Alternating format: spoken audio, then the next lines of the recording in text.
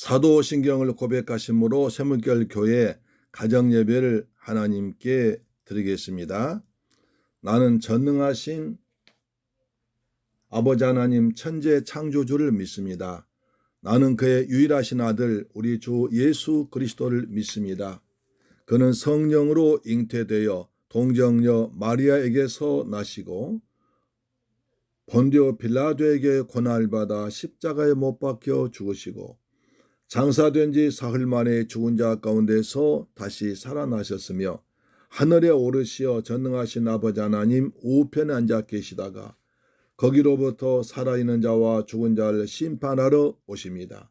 나는 성령을 믿으며 거룩한 공교회와 성도의 교제와 죄를 용서받는 것과 몸의 부활과 영생을 믿습니다. 아멘. 찬송하겠습니다. 예수는 나의 힘이요.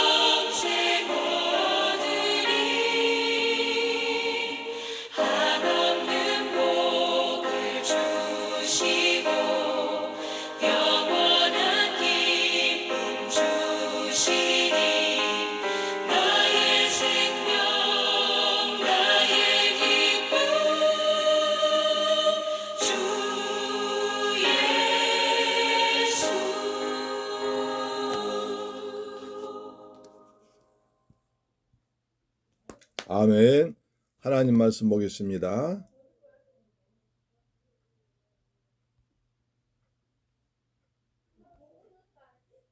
학개서 2장 1절로 9절 말씀인데요.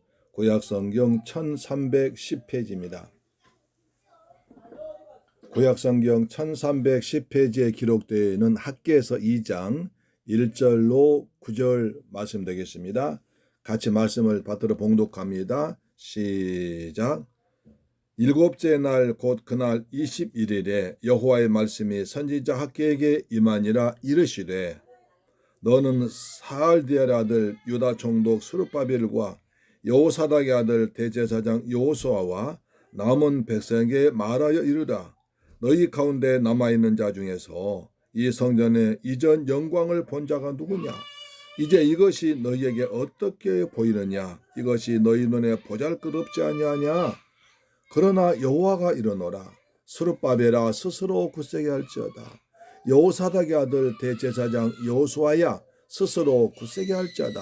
여호와의 말이니라. 이 땅 모든 백성아 스스로 굳세게 일할지어다. 내가 너희와 함께하느니라. 만군의 여호와의 말이니라.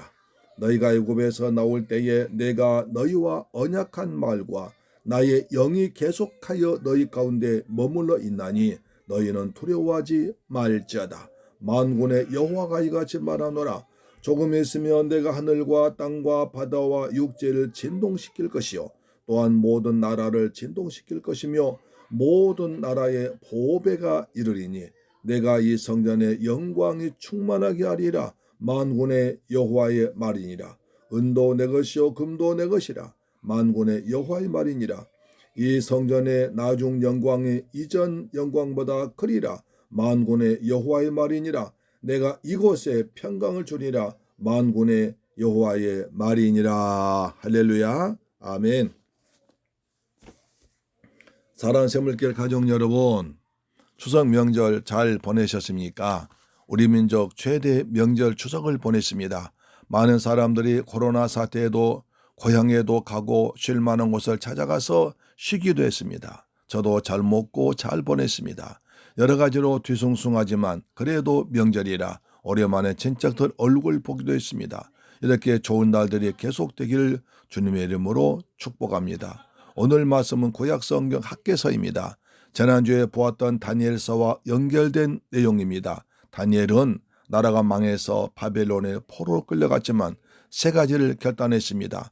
우상 숭배한 음식으로 내 거룩한 몸을 더럽히지 않겠다. 자기에게 맡겨준 일에 충성하겠다. 사자굴에 던져질지라도 기도를 쉬지 않겠다고 결단했습니다. 하나님은 그의 믿음을 보시고 지식과 지혜를 주셔서 바벨론의 박사들보다 10배나 명철하게 하시고 다니엘에게는 꿈을 해석할 수 있는 복을 보너스로 주셨습니다. 그 결과 다니엘은 왕조가 3번이나 바뀌는 격변한 국제 정세의 변동 속에서도 국무총리를 계속했습니다. 이것은 다니엘이 잘해서가 아니라 다니엘이 섬기는 여호와 하나님이 바벨론이나 바사의 신보다도 더 강한 신이란 두려움이 있어서 다니엘을 사용한 것입니다. 그 당시의 전쟁은 신들의 전쟁이었습니다. 그런 일이 있은 후에 메데와 다리오 왕이 포로로 잡아갔던 이스라엘 백성들 고향으로 보내라고 명령을 했습니다. 성전 지으러 돈까지 주었습니다. 바사 왕 고레스 왕은 칙령을 내렸습니다. 그들이 귀국해서 제일 먼저 한 일은 성전 재건이었습니다. 귀환한 다음엔 BC 535년에 성전 건축을 시작했지만 포로 생활하다 귀국한 그들에게 경제적인 어려움과 사마리아 사람이었던 산발락과 도비아의 방해로 인하여 공사가 중단되고 말았습니다. 성전 건축이 중단되고 나니까 자신의 신앙은 해이해졌습니다. 사람들은 자기 생활과 자기 집 짓기에 바빴습니다. 성전 건축하려다 중단된 기간은 15년이었습니다. 그동안에 그들은 먹어도 배가 부르지 않았고 농사를 지어도 소출이 없었고 어려움이 있습니다. 이에 하나님은 학개 선지자를 통해서 백성들에게 말씀하십니다. 하나님의 성전 황무하였거늘 너희는 좋은 집에서 살 수 있느냐? 책망하셨습니다. 이스라엘 백성들은 학개 선지자의 책망 듣고 다시 성전을 건축하기로 결심했습니다.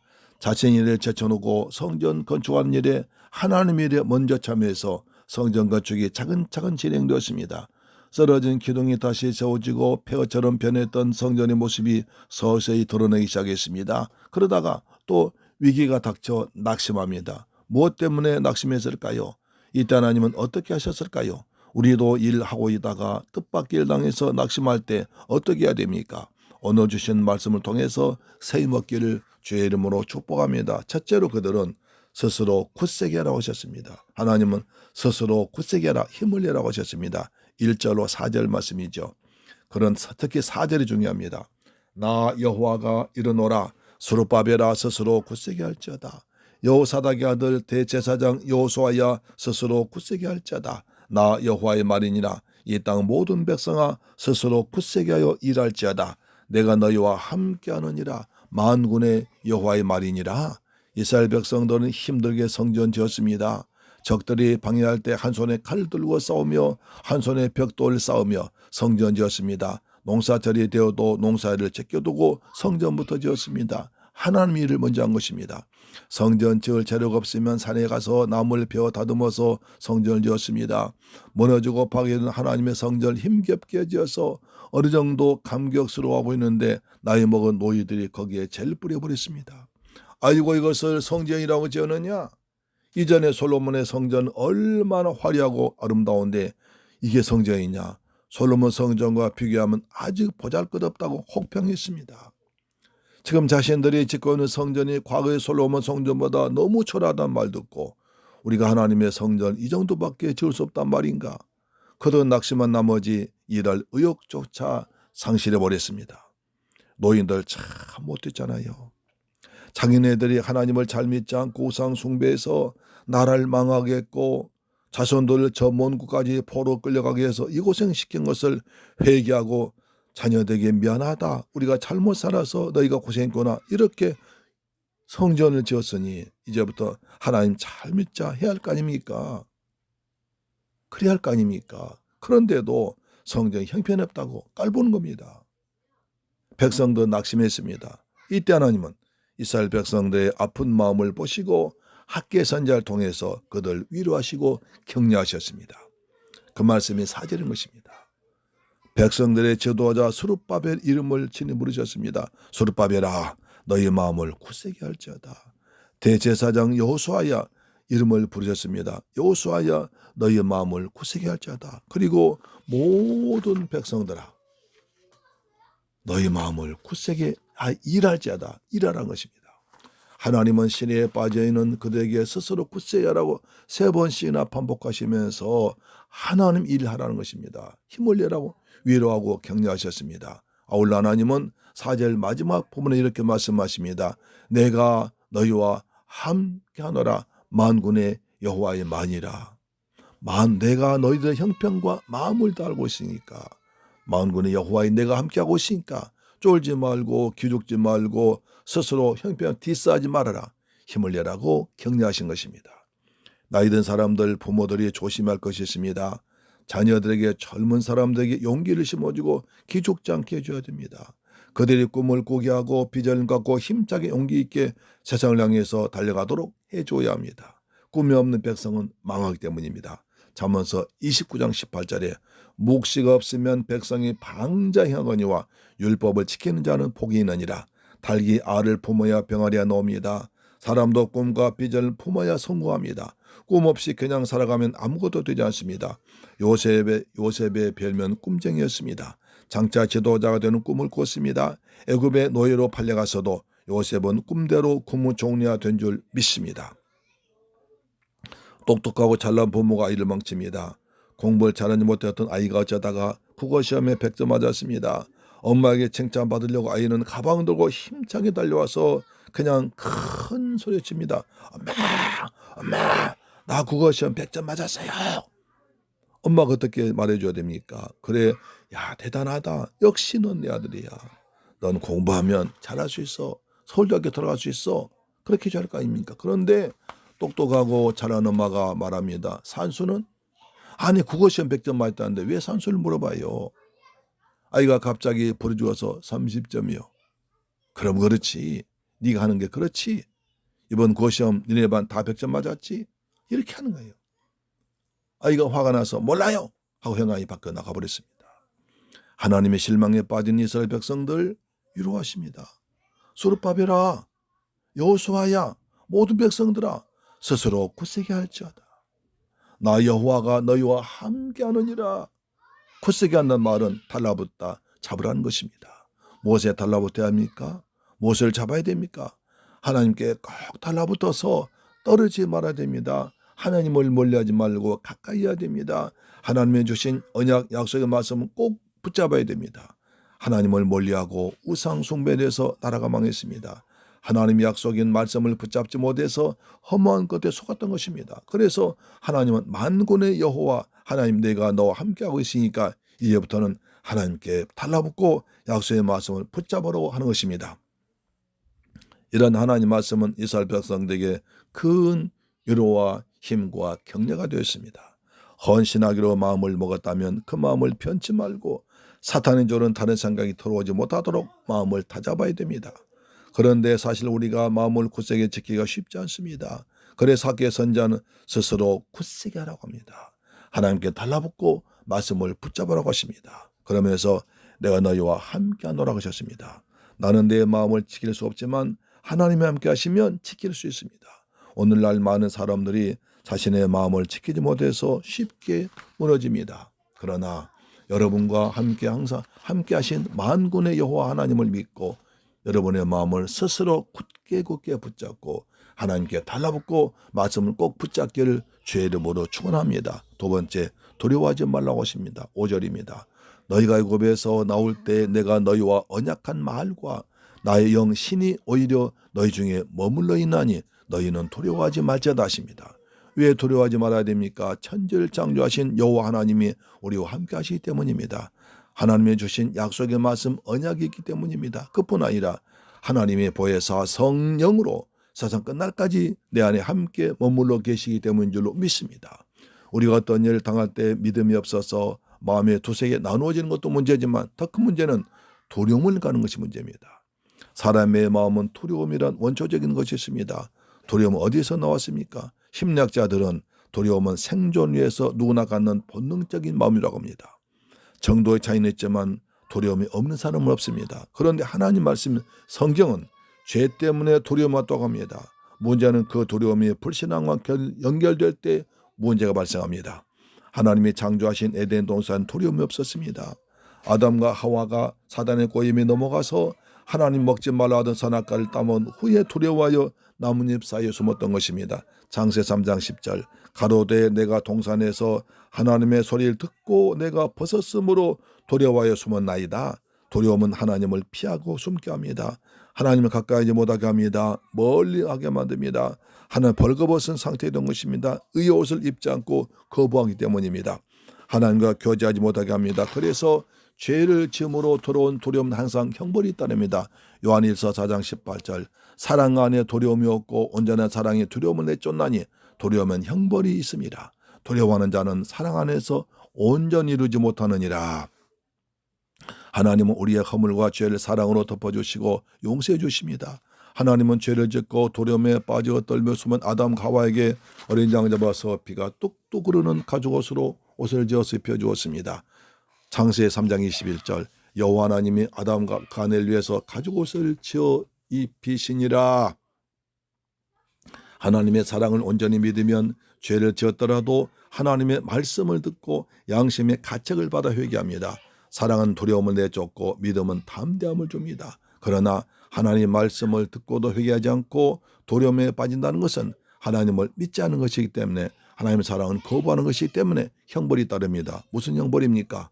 요한계시록 20장에는 예수 그리스도를 믿는 자는 천년 동안 왕노릇 한다고 합니다. 21장은 새하늘과 새 땅을 보여주시면서 이기는 자는 하나님의 나라를 상속받고 하나님 그대로 하나님이 되시고 그는 내 아들이 된다고 말씀하십니다. 이렇게 경고하십니다. 계시록 21장 8절 그러나 두려워한 자들과 믿지 아니한 자들과 흉악한 자들과 살인자들과 행음자들과 술객들과 우상 숭배자들과 모든 거짓말하는 자들은 불과 유황으로 타는 풀려못에 참여하리라. 이것이 둘째 사망이라. 둘째 사망이 무엇입니까? 사람에게 죽는다는 것은 가장 끔찍한 일인데 한 번이 아니라 두 번 죽는다니 큰 일입니다. 더구나 같이 언급된 사람들 보니까 아주 좋지 않은 사람들과 묶여 있습니다. 믿지 않는 자들, 흉악한 자들, 살인자들, 행음자들, 술객들, 우상숭배들보다 두려워한 자들이 먼저 기록된 것입니다. 그들보다 더 죄가 크다는 것입니다. 두려워하는 자는 죄를 짓고 하나님이 부르신데도 하나님을 피하고 하나님의 사랑을 거부하기 때문에 큰 죄인인 것입니다. 하나님이 주신 약속의 말씀 믿지 않고 하나님이 성령으로 함께 하시는 것도 믿지 않은 것입니다. 그래서 예수님은 요한복음 16장 9절에 죄에 대하여라면 저희가 나를 믿지 아니하며 예수를 믿지 않은 것이 죄입니다. 영성학자인 할리 네원이 말합니다. 영적 생활에서 가장 큰 장애물은 두려움이다. 헨리 나우이는 말합니다. 영적 생활에서 가장 큰 방해물은 두려움이다. 두려움이 생기면 무기력해집니다. 삶의 방향을 부정적인 방향으로 틀어버립니다. 그래서 하나님은 이사야 41장 10절에 두려워하지 말라. 내가 너와 함께함이라. 놀라지 말라. 나는 내 하나님 됩니다. 내가 너를 굳세게 하리라. 참으로 너를 도와주리라. 참으로 나의 의로운 오른손으로 너를 붙들리라 하신 것입니다. 성도들은 두려움이 올 때 하나님이 나와 함께 하신다. 하나님이 나를 도와주신다. 하나님이 권대 오른손 나를 붙잡고 계신다. 이 믿음을 이겨내기 위해서 큰 소리로 찬양하고 부르짖어 기도합니다. 하나님의 주신 약속의 말씀을 큰 소리로 선포합니다. 하나님은 믿음으로 이기라고 하시고 마귀는 두려움을 주고 겁을 줍니다. 그래서 의인은 오직 믿음으로 말미암아 살리라고 하십니다. 두려워하지 말고 오직 믿음으로 살기를 축복합니다. 세 번째, 나중 영광 이전 영광보다 더 큰다고 하십니다. 6절로 9절입니다. 성전을 다시 건축하란 학계 선자의 말을 순종해서 용기를 내서 다시 성전 건축 시작했습니다. 하나님이 시작했습니다. 그래서 성전이 지어졌습니다. 겉으로 보기에는 과거 솔로몬의 성전과 비교하면 초라하기 그지없습니다. 솔로몬 당시에는 이스라엘이 최고 영광을 나누던 시절에서 레바논의 백향목 같은 최고로 좋은 재료 사용했습니다. 레바논 목수들 같은 최고의 기술자를 소원됐습니다. 다윗 왕이 준비해 놓은 금은 보화로 최고로 화려한 성전을 지었습니다. 그러나 지금은 70년 동안 포로 생활하다가 돌아왔기 때문에 성전이 지었기 때문에 성전을 잘 짓고 싶어도 그것은 마음껏 실제로 하지 못했습니다. 이때 하나님은 성전의 영광은 다시 외적인 모습에 있는 것이 아니라고 격려하십니다. 하나님은 조금 있으면 하늘과 땅의 모든 나를 진동시킨다. 온천하 만국의 보배가 이른다고 하십니다. 이 성전에 하나님의 영광이 충만케 하신다고 했습니다. 이 성전 영광이 이전 영광보다 하십니다. 하나님은 조금 있으면 하늘과 땅의 모든 날 진동시킨다.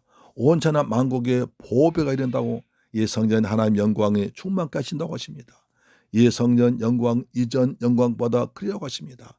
아무리 화려하게 지어진 성전이라도 하나님의 임재와 영광이 없는 성전이라면 성전이 아닙니다. 비록 초라하게 지어진 성전이지만 하나님의 영광이 있는 성전, 만국의 보배인 예수님이 왕 되신 성전이 더 영광스러운 성전인 줄로 믿습니다.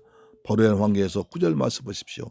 이 성전의 나중 영광이 이전 영광보다 더 크리라. 만군의 여호와의 말이니라. 내가 이곳에 평강을 주리라. 사람들은 겉모습 보지만 주님은 중심 보십니다. 이 말씀은 때가 되어서 하나님 육신의 옷을 입고 이 땅에 예수님으로 오셔서 헤롯이 40년 동안에 아주 화려하게 지은 예루살렘 성전에 들어가셨습니다. 그 성전이 완전 타락해서 강도의 소굴이 되고 형식적인 예배만 드려진 것이고 내가 이 성전을 헐어버리고 3일 만에 다시 처리하십니다. 바리새인들이 깜짝 놀랐습니다. 무슨 말이냐? 예수님이 하나님이기 때문에 하나님 계신 곳이 예수님 계신 곳이 성전인 줄로 믿습니다. 요한복음 2장 21절 그러나 예수는 성전된 자기 육체를 가리켜 말씀하신 것이라.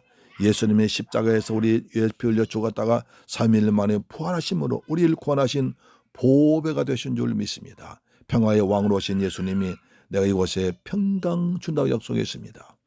그뿐 아니라 이제는 예수를 나의 주 나의 하나님을 하고 믿는 성도의 마음에 들어와 계시므로 성도의 몸이 우리의 몸이 성전인 것입니다. 내 몸은 성전입니다.